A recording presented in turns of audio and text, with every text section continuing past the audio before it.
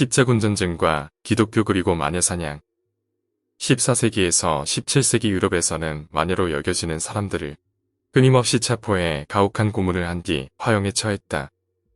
이러한 마녀 재판은 약 300년간 이어지면서 유럽 전역에 맹위를 떨쳤다. 그 기간 동안 목숨을 잃은 사람들이 수십만에 이른다는 설도 있고 수백만에 이른다는 설도 있다. 정확한 수는 알 수 없지만 마녀로 지목되어 화형을 당한 희생자들에 대한 기록은 아직도 남아있다. 프랑스 로렌에서 1576에서 1606년 사이에 2000에서 3000명, 프랑스 보르도에서 1577년에만 400명, 독일 트리에르에서 1587에서 1593년 사이에 368명, 독일 비르츠부르에서 1623에서 1631년 사이에 900명, 독일 밤베르크에서 1623에서 1633년 사이에 600명, 유럽 전체에서는 15세기 말부터 18세기 초까지 약 30만 명이 화형을 당했다는 기록이 있다. 멋진 유럽의 파란 하늘과 멋들어진 광장이 나무를 태우는 검은 연기와 사람의 살을 태우는 썩은 냄새로 뒤덮여졌었다는 것을 사람들은 과연 알기나 할까? 보통의 사람들은 마녀가 여자라 생각하는 사람이 많다. 하지만 그 중에는 남자들도 상당수 껴 있었다. 그것이 부각되지 않은 것은 여자의 수가 압도적으로 많았기 때문인데 그 이유는 기독교가 미망인들을 죽여 없애 재물을 가져가려는 속셈이었다. 사실 사람들의 불안감을 해소하는 돌파구로 선택된 것이 마녀였다. 사람들은 모든 불행과 해악을 마녀의 탓으로 돌려 잔혹하게 처형했다. 마녀 사냥의 무서운 점은 증거도 없이 오직 소문만으로 마녀가 될 수 있다는 것이었다. 마녀는 마력을 써서 날씨를 나쁘게 만들고 밭농사의 수확물을 줄이고 태아를 유산시키고 남자를 성물구로 만들고 갓난 아기를 잡아먹고 악마에게 살아있는 재물을 바친다. 유럽에 몰아친 종교개혁 운동에 대하여 로마 교황은 수도회를 결성해 이단 탄압에 나섰다. 마녀 재판의 전신은 13세기 로마 교황 그레고리 9세가 만들었다. 이른바 이단 신문이라는 제도이다. 이단 신문과는 교황의 보호 아래 사교나 관원을 능가하는 권한을 가지고 오로지 이단을 박멸하는 사명을 맡았다. 그리고 잔혹하기로 유명한 교황이었던 요한 22세는 1318년 2월 27일 교서에서 마녀들의 전격적인 탄압이 시작되었다. 죽음의 밧줄이 시민들의 목에 들려진 것이었다. 그리고 이것은 귀족들도 그닥 다르지 않았다. 언제 어디서든 마녀 재판을 시작하고 지속해 판결을 내릴 수 있는 권한을 부여한다라는 것이었다. 이 결과 유럽 전역의 15세기 마녀 사냥은 절정에 이른다. 여기에 결정적인 역할을 한 것이 마녀의 쇠망치라는 책의 출판이었다. 이 마녀의 쇠망치는 도미니크 수도회의 수도사 야콥 슈프랭커와 하임리 인스티토리스가 교황 인노첸시오 8세에게 허가를 받아 1485년에 펴낸 마녀 지침서다. 이것은 출판되자마자 독일과 프랑스에서 어마어마하게 팔렸다. 이 책에서 강조하는 것은 마녀는 살려두면 안 된다라는 성서의 한 구절을 내세운 것이다. 마녀 재판은 대부분 아는 사람의 지목이나 소문으로 이루어졌다. 어느 마을에 전염병이 돌거나 농작물이 줄거나 한다면 사람들은 기다렸다는 듯 평소에 마음에 들지 않는 사람을 마녀로 지목했다. 변명도, 호소도, 지위도 관계없이 나중에는 모두 다 마녀라고 시인했다. 고문이 너무나 가혹했기 때문이다. 마녀를 적발하는 수단은 또 있었다. 그것은 밀고였다. 14살 이상의 남자, 12살 이상의 여자는 이단자를 밀고해야 하는 의무가 있었다. 이 의무를 수행하지 않으면 감옥에 가야 하는 법규였다. 그러자 자녀가 부모를, 부모가 자녀를, 형제가 형제를 밀고하게 되었고 관계성은 끊임없이 확대되어 갔다. 그렇다고 자백을 한 사람들을 비판할 수도 없는 것이 고통에서 벗어나고자 하는 생각밖에 하지 못하는 상태에서 의미 없이 아는 사람들의 이름을 그 사람은 늘어놓았을 뿐이다. 그렇다고 고문이 멈추느냐? 결과는 아니다. 잠시 동안은 멈추겠지만 결국은 또다시 되풀이된다. 그 고문이 멈추는 것은 희생자가 마침내 사형을 당할 때나 죽어버릴 때이다. 마녀를 구별하는 방법은 4가지가 있었는데 첫 번째로 눈물 시험이 있었다.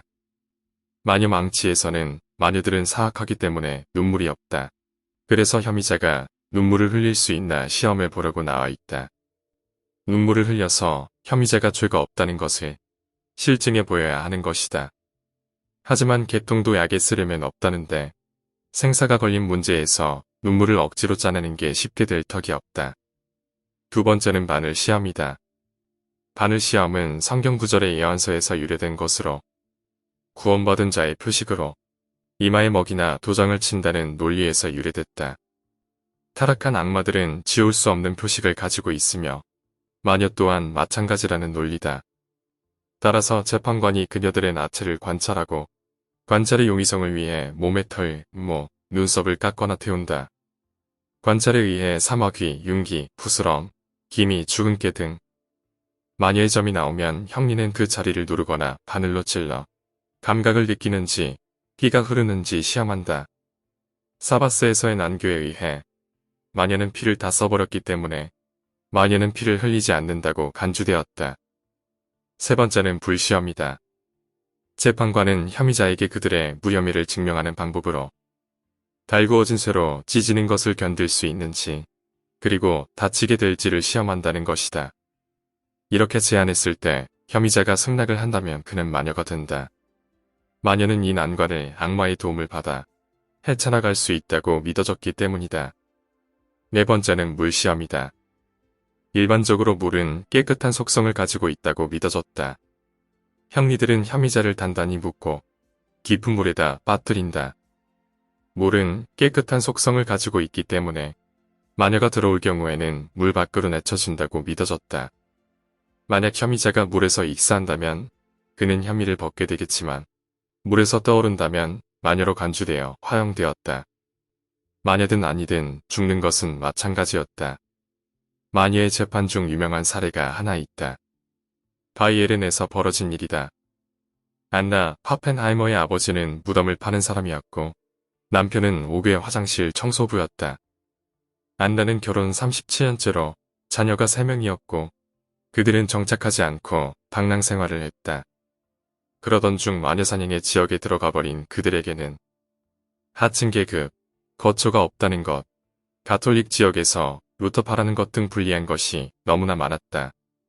결국 그들은 윈넨으로 끌려가 일가는 각각 독방에서 고문을 받았고 나중에는 요술을 부렸다고 인정했다.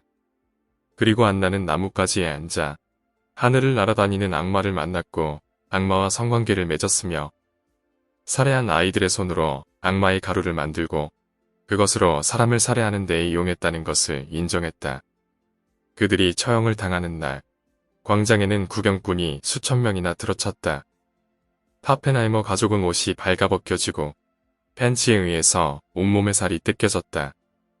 다음으로 안나는 유방을 잘리고 그것을 그녀의 입과 아들의 입에 강제로 집어넣고 먹게 했다. 이 고문은 당시 여성에서 행해지던 특유의 고문이다. 남편 파울루스는 무거운 철제 수레바퀴를 가슴뼈가 부서질 때까지 그의 몸 위로 여러 차례 떨어뜨렸다. 그리고 그의 항문에 막대를 집어넣었다.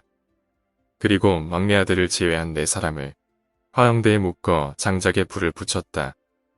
그들에게는 화형 전에 교사라는 것도 주어지지 않았다.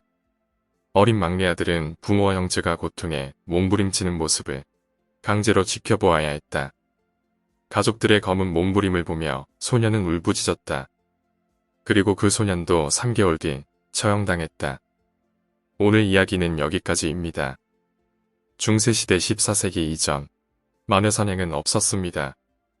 마녀사냥이 본격적으로 시작한 시기가 14세기 중세말 르네상스 시대가 도래하기 시작한 시기에 많이 이루어졌죠. 솔직히 마녀사냥은 구실에 불과했고 실제 돈 많은 과부의 재산을 강탈하기 위해 마녀사냥이라는 방법으로 사용했습니다. 마녀라고 자백하던 아니던 어차피 죽였습니다. 중세말 성직자들이 개발한 고문도구에 의해 자백하기도 전에 죽었다고 보시면 됩니다. 그것도 내장이 튀어나오거나 살가죽이 벗겨지는 등 고문 후도 죽었지만 죽지 않을 만큼만 고문하다가 산채로 화형으로 죽이는 게 일반적이었습니다. 십자군 전쟁 당시 유럽의 아랍 국가에 패전을 했기 때문에 교회 권위가 많이 위축되었는데 위축된 만큼 헌금 등의 수입도 감소하고 교회 수입 창출 수단으로 면죄부를 판매하기도 합니다. 면죄부를 사면 천국 간다면서 돈을 받고 팔았습니다. 솔직히 제 기준에선 르네상스 시대 가톨릭 교회 성직자가 사탄이라 생각됩니다. 오늘 이야기가 재미있으셨다면 구독과 좋아요 부탁드립니다. 감사합니다.